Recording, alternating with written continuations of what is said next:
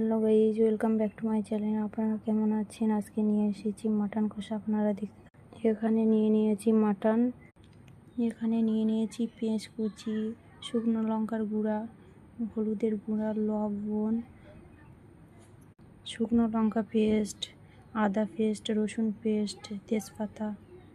এখানে একটা কড়া নিয়ে নিলাম। আপনারা চাইলেও একটা হাঁড়ি ব্যবহার করতে পারেন। কড়ায় মাংসটাকে ঢেলে দিব। এই মশলাগুলো মাংসে ঢেলে দিব।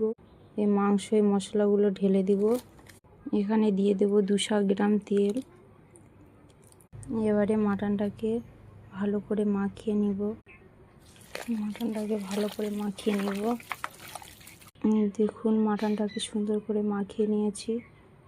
এখানে দিয়ে দেব 1 কাপ জল। এখানে দিয়ে দিয়েছি 1 কাপ পরিমাণের জল। এবারে ঢাকনা দিয়ে উনানে বসিয়ে দিব।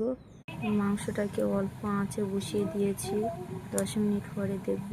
দেখুন বন্ধুরা, 10 মিনিট পরে কত সুন্দর একটা কালার এসেছে। মাংসটাকে এবারে ভালো করে কষিয়ে নেব। এখানে আরও 1 কাপ পরিমাণ জল দিয়ে দিব। এখানে দিয়ে দিব জিরা পেস্ট আর গোলমরিচ পেস্ট দিয়ে এটাকে নেড়ে 5 মিনিটের জন্য রেখে দিব। 5 মিনিট হয়ে গিয়েছে। এবার দিয়ে দেব মশলার গুঁড়া।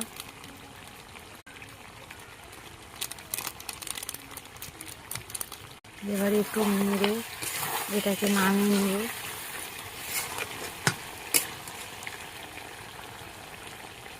দেখুন বন্ধুরা, কত সুন্দর হয়েছে। আপনারাও ট্রাই করবেন আর লাইক কমেন্ট শেয়ার করবেন।